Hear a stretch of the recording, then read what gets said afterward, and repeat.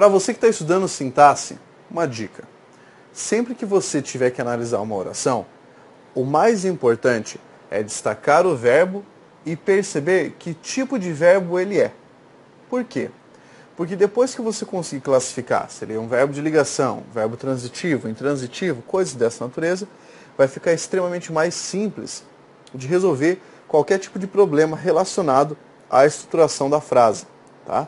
Perguntando para você se você vai ter complemento de verbo, sujeito de verbo, dali para frente. Então, estudando esses elementos, ainda temos que pensar sobre esses tipos de sujeito, tá? Então vamos continuar a falar a respeito da formação do sujeito em uma sentença. Essa formação é importante porque nós temos que identificar a concordância relacionada a algumas formas, por exemplo, com um sujeito indeterminado ou com uma oração sem sujeito, tá? Isso vai ser bem importante. Então, vamos acompanhar aí o próximo tipo de sujeito, que é o chamado sujeito indeterminado. Então, só para você lembrar, aí eu ainda estou falando sobre tipos de sujeito. O que significa dizer que um sujeito é indeterminado? Significa dizer que não conseguiram determinar o seu núcleo, tá? Então é isso que você tem que saber. É o núcleo, né? Núcleo não determinado. Não determinado. É só isso. Agora, não basta saber apenas que o núcleo não está determinado. Não significa só que você não sabe quem é, mas existem casos em que o sujeito vai aparecer indeterminado pela estrutura da frase. Por exemplo, o primeiro caso, se você tiver um verbo conjugado na terceira pessoa do plural, sem um referente expresso no texto. Por exemplo, essa frase que eu coloquei aqui. Imagine, eu peguei essa frase solta, ela está fora de um contexto. Propagaram mentiras a respeito de sua posição política. O verbo que nós temos é o verbo propagar. Ele está conjugado na terceira pessoa do plural. E não existe nessa frase um referente para o sujeito. Nós vamos dizer que nessa frase o sujeito está indeterminado. Tá? Cuidado, eu estou falando aqui que o sujeito está indeterminado. Eu não estou falando que ele não existe. Ou também não estou falando que ele é oculto. Você tem que observar bem. Se você tivesse um referente, por exemplo, eles propagaram mentiras a respeito de sua posição política. Se a palavra eles estivesse escrita na frase, ela seria o sujeito. E seria um sujeito simples. Se eu tivesse uma outra frase, os manifestantes gritaram contra uma medida, propagaram mentiras a respeito de sua posição política. Aí o sujeito vai ser oculto. Por quê? Porque a frase mostrou um referente. Então, para ser indeterminado, o verbo tem que estar na terceira pessoa do plural e não pode haver um referente para a sentença. Usualmente, nós utilizamos um sujeito indeterminado quando queremos despersonalizar um texto. Tá? Alguém vem conversar com você e fala assim, estão falando mal de você. Tá? Você sabe quem é. E o indivíduo sabe quem é, mas ele não quer se comprometer, então ele usa o quê? Ele usa uma indeterminação do sujeito. Criança faz isso. Você está lá em casa, de repente você ouve um barulho de vidro quebrando, e vem a criança quieta. Ela fala assim, mãe, quebraram o vidro lá atrás. Quebraram nesse sentido significa eu quebrei, né? Você sabe que semanticamente é isso. Mas a criança usa essa manobra sintática para poder escapar, né? Para poder escapar dessa enrascada. Né? E aí, oculta não, né? Indetermina o sujeito. Beleza? Esse é um dos procedimentos para indeterminação do sujeito. O próximo caso é ainda mais importante, porque você vai comparar esse conhecimento do próximo sujeito indeterminado com outros conhecimentos que você já adquiriu. Veja lá. O próximo caso é, se você tiver um verbo transitivo indireto, tá?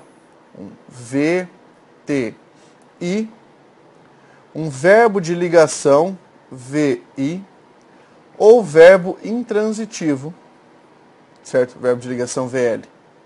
Verbo intransitivo VI mais a palavra ser. Então, de novo, dependendo do verbo que você tiver na sentença, tá? Vamos pegar aqui a análise do verbo. Se você tiver verbo transitivo indireto, verbo de ligação ou verbo intransitivo mais a palavra ser. Veja esse exemplo. Necessita-se de novos concursos. Qual é o verbo aqui? É o verbo necessitar. Quem necessita, necessita de alguma coisa. Essa preposição é proveniente do verbo. Ele é um verbo de que tipo? Ele é um verbo transitivo indireto. E olha só, se eu tenho verbo transitivo indireto, essa forma de novos concursos é o objeto indireto. É assim que nós vamos pensar. Objeto indireto. Agora, eu quero que você destaque qual é a classificação dessa palavra ser. Professor, acho que é a partícula passivadora. Não. Por quê? Porque a partícula passivadora só ocorre com outras formas verbais que eu já havia mencionado. Só vai ocorrer partícula passivadora com verbo transitivo direto ou verbo bitransitivo. Com esses aqui, a função vai ser outra. Vai ser de índice de indeterminação do sujeito. Vamos lá? Marca ali então. Essa palavra ser funciona como índice de indeterminação. Índice de indeterminação. Deixa eu arrumar aqui. Deixar um pouco melhor essa letra. Índice de indeterminação do sujeito. Isso significa o quê? Significa pista de que o sujeito está indeterminado. Perfeito? Só coloque I e S, então, para poder sintetizar. Uma característica bem importante é que com o índice de indeterminação do sujeito, o verbo obrigatoriamente fica no singular. Então apareceu lá, necessitam-se de novos concursos. Está errado, já pode saber que está errado. Tá? Nessas formações com índice de indeterminação do sujeito, obrigatoriamente o verbo fica no singular. Vamos pegar o segundo caso. O segundo caso é, nem sempre se parece feliz. O verbo aqui é o verbo parecer. Está indicando um estado. Então ele é chamado de verbo de ligação. Quem é que nem sempre parece feliz? Eu não consigo determinar, porque nessa frase não existe um referente e esse verbo de ligação está associado a essa palavra ser. Ah, professor, então não tem que ser o ser sempre depois do verbo. Não, você vai estudar depois que isso tem a ver com a colocação pronominal, tá? Então pode vir antes também. E nesse caso é um índice de indeterminação do sujeito. Lembrando, índice de indeterminação do sujeito, o verbo fica no singular. Essa oração tem o seu sujeito como um sujeito indeterminado. Terceira frase. Chegou-se a bons resultados com o trabalho. Qual é o verbo? O verbo é o verbo chegar. Que tipo de verbo é o verbo chegar? Quem chega, chega. Esse aqui é o chamado verbo intransitivo. Verbo intransitivo. E aí você vai falar assim, professor, mas e esse há bons resultados com o trabalho? Isso aqui não é complemento. A classificação é adjunto adverbial, mas não é isso que a gente está estudando agora. É só essa formação do verbo com a palavra ser. Veja bem, eu posso pensar, quem foi que chegou a bons resultados com o trabalho? Nessa frase não dá para saber. A palavra ser, que está aqui, vai ser chamada de índice de indeterminação do sujeito. Ó, antes de você se desesperar, antes de você falar assim, meu Deus, professor, cada vez mais essa língua portuguesa não tem nada a ver. Então, tem a ver. Que eu vou te dizer. A palavra ser, você vai pensar que morfologicamente ela é uma coisa. É um pronome. Tá? Nesse caso, um pronome obliquátono. Agora, sintaticamente falando, o que essa palavra ser está fazendo? Ela está indeterminando os sujeitos desses verbos. Então, quando eu chamo de índice de indeterminação do sujeito, é o pronome que funciona como índice de indeterminação do sujeito. É essa a definição. Se isso ficar claro para você, tá ótimo, tá? Não tem problemas. Isso é super importante. Então, ó, índice de determinação do sujeito, índice de determinação do sujeito e índice de indeterminação do sujeito. Nos 3 casos, quero que você repare, verbo no singular, verbo no singular, verbo no singular, obrigatoriamente. Perfeito? Obrigatoriamente. Nesses 3 casos, nós vamos dizer que o sujeito da oração está indeterminado. Como isso cai numa prova? O elaborador vai dizer assim, a palavra se, na linha 4, indica que o sujeito do verbo chegar está indeterminado. Certo? Ou o cara vai tentar te confundir. Vai colocar na frase, necessita-se de novos concursos. A palavra se tem função apassivadora. Errado. Ou vai dizer, nem sempre se parece feliz. A palavra se tem função reflexiva. Errado. Não é apassivadora nem reflexiva.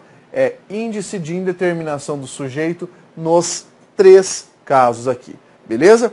Então, entendeu? Isso aqui é o que nós estudamos no sujeito indeterminado. Vamos adiante agora falar sobre o próximo tipo de sujeito, chamado de sujeito inexistente. Professor, sujeito inexistente o nome também pode ser oração sem sujeito, tá? Mas pega aqui, sujeito inexistente, oração sem sujeito. Quando é que isso vai acontecer? Segundo a gramática, quando você identificar na frase o que nós chamamos de verbos impessoais. O que é um verbo impessoal, professor? É um verbo que não necessita de uma referência de pessoa para ser conjugado. Vamos pegar o primeiro caso? O primeiro caso é o seguinte. Primeiro verbo impessoal. Verbos que denotam fenômeno natural. Professor, o que é isso? Denotar quer dizer, significam literalmente verbos que denotam fenômeno natural. Então vamos pegar aqui a frase. Nevava naquela manhã de domingo. Se alguém perguntar, faça esse teste, pergunte para algum amigo seu que não estuda para concurso público. Qual é o sujeito do nevava naquela manhã de domingo? O cara vai te dizer que é domingo. Certo mesmo. Ele vai dizer que é domingo. Não, não é. Tá? Por quê? Porque é só você parar para pensar. Quem nevava? Se você pensou a neve, sério, é sério mesmo. Se você falou a neve, eu vou sair aí pela tela e vou te dar um tapa na cara. Por quê? Onde é que está escrito na frase aí esse termo? A neve. Não está. Ah, professor, mas é a lógica. Mas você lembra que eu falei para você que a análise sintática é uma análise estrutural? Então não está escrito ali. Se não está escrito esse termo, o sujeito aqui é inexistente, porque eu estou significando mesmo o fenômeno natural de nevar. Então aqui, ó, você vai colocar sujeito inexistente ou oração sem sujeito. Tá bom, Pablo, mas e se não for denotar? Se estiver conotando, aí pode ter sujeito. Por exemplo, eu digo para você alguma coisa como: o professor Joselito choveu reclamações para com a direção. Opa! O professor Joselito choveu. Chover reclamações quer dizer reclamar demais. Falar até cair a língua praticamente. Tá? Então, nesse caso, o que aconteceu? Eu utilizei um verbo para demonstrar uma relação aqui, que é a relação do sujeito. Mas aí não é denotar, porque não choveu, ele não é um fenômeno natural. Tá? É chover no sentido de fez algo abundantemente. E aí, nessa sentença, o que tem que ficar claro para você é essa relação. Chover, reclamações, reclamar demais é conotativo. E daí pode haver o sujeito. Seria o professor Joselito. Tá ok? Muito bem, muito simples de entender. Segundo caso para você de oração sem sujeito, segundo caso de impessoalidade verbal, se nós tivermos o verbo haver empregado no sentido de existir, ocorrer ou acontecer. É super importante frisar que é o verbo haver que não vai ter sujeito. Tá? É o verbo haver que não vai ter sujeito. E é só o sentido de existir, ocorrer ou acontecer que você tem que observar. Vamos pegar aqui a frase para ficar mais claro. Havia problemas com as máquinas. Se alguém te perguntar, qual é o sujeito do verbo haver? Muita gente vai mandar, professor, problemas com as máquinas. Isso está errado. Vamos pensar? O verbo haver, morfologicamente falando, é um verbo transitivo direto, certo? Então, essa forma, problemas com as máquinas, não é o sujeito, é o complemento do verbo haver, tá? Então você já pode descartar isso. Não é o sujeito, é o complemento. Aí, esse verbo haver aqui, significando existir, ou ocorrer, ou acontecer, vai formar uma oração sem sujeito. E o mais curioso de tudo isso é que esse verbo deverá permanecer no singular. As pessoas pensam, professor, o certo não é falar haviam problemas? Não, o certo é falar havia problemas. Porque o verbo não concorda com o objeto, o verbo concorda com o sujeito. Essa é a relação de concordância mais evidente da língua portuguesa. Verbo concorda com o sujeito. Nesse caso aqui, o termo problemas é somente o complemento, é o objeto. Não exige nenhuma relação de concordância.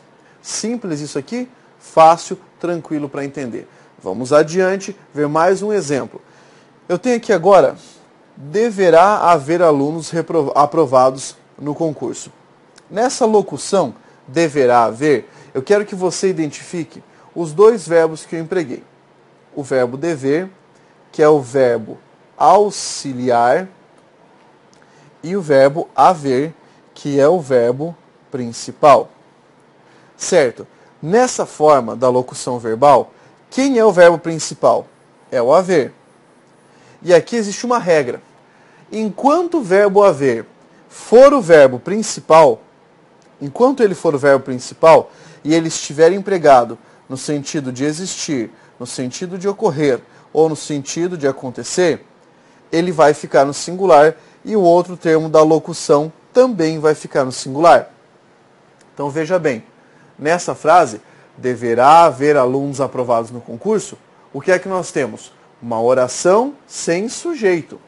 O alunos aprovados no concurso é o que nós chamamos de objeto direto.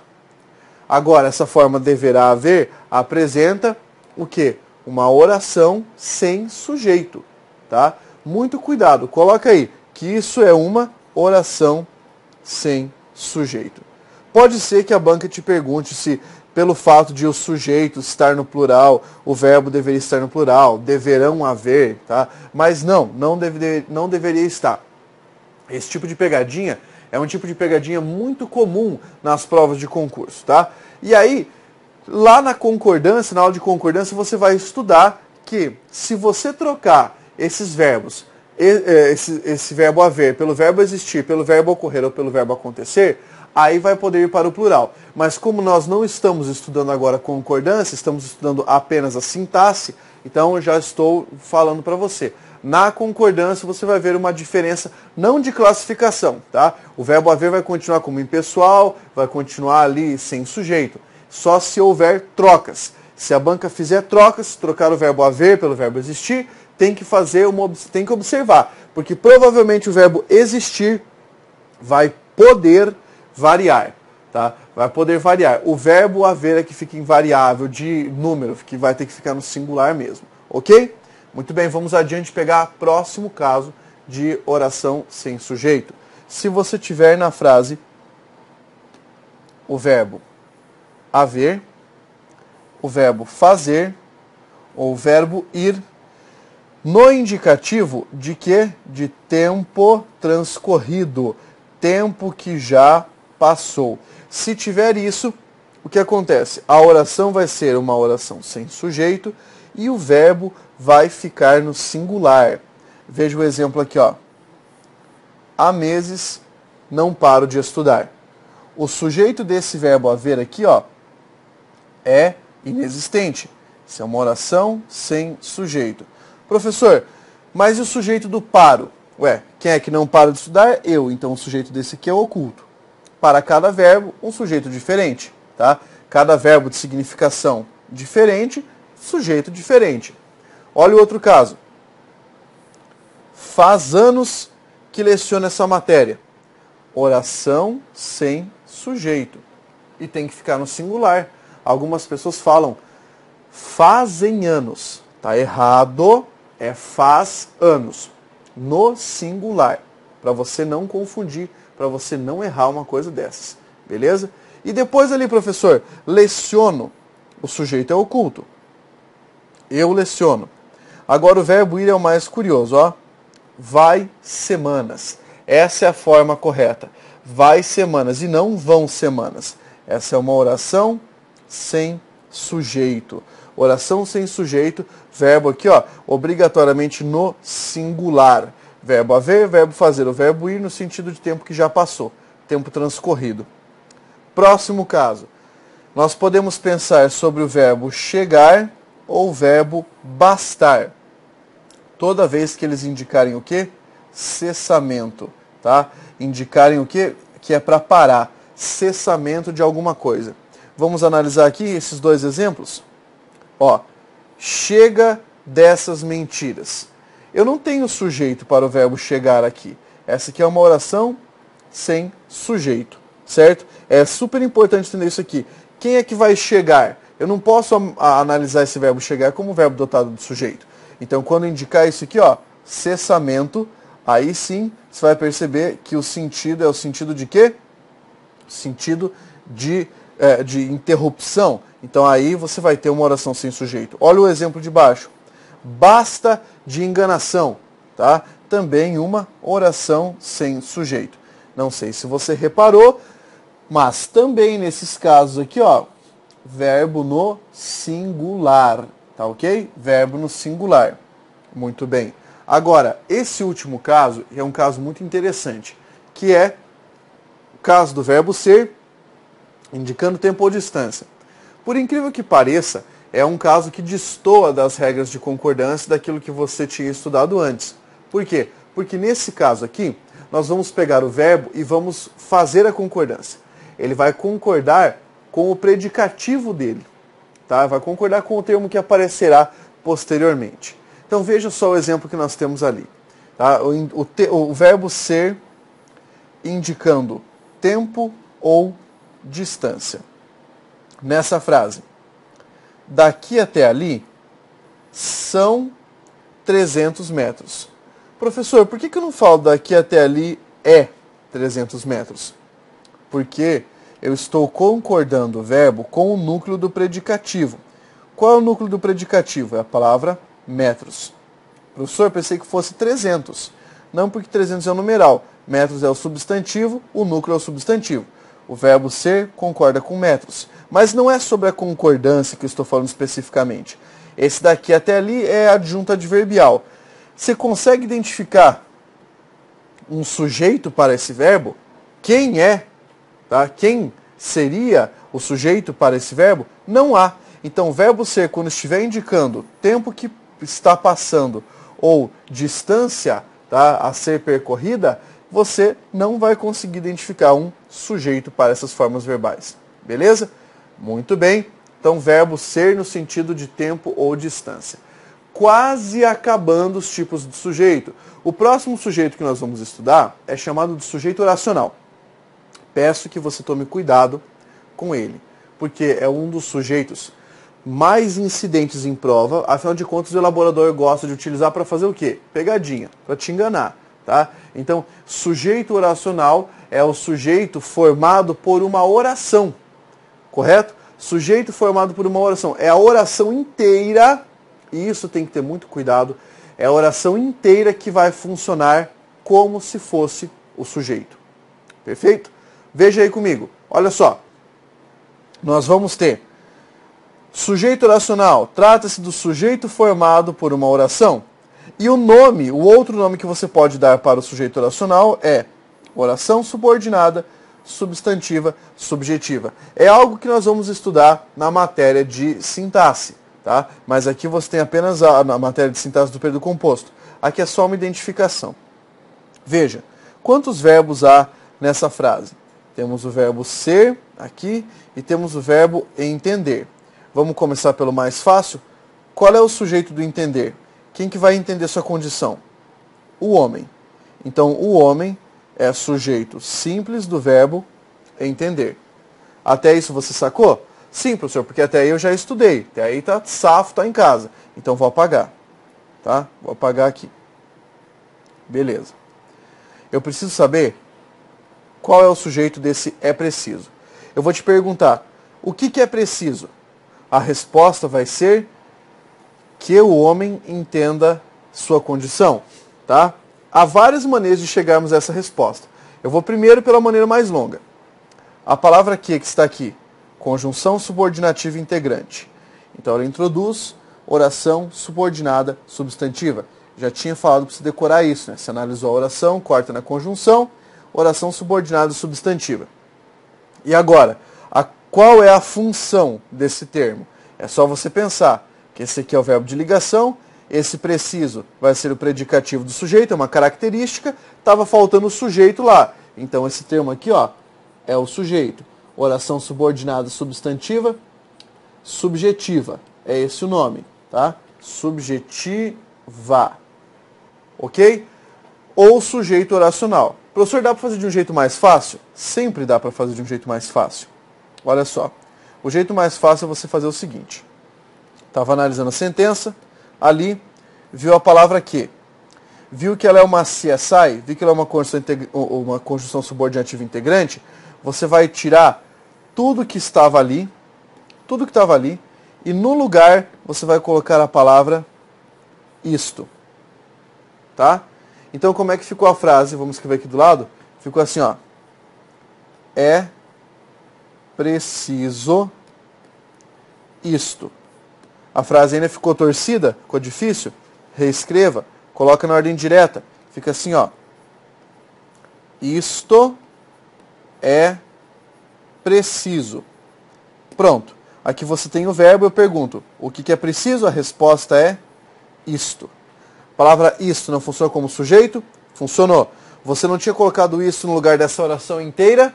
Tinha. Então essa oração inteira funciona como o quê? Como o sujeito oracional. Então você pode marcar ali, ó, que nessa frase, que o homem entenda a sua condição é o sujeito oracional. Por que é importante saber isso? É importante saber isso para você não colocar uma vírgula aqui no meio, porque ficaria uma vírgula entre sujeito e verbo.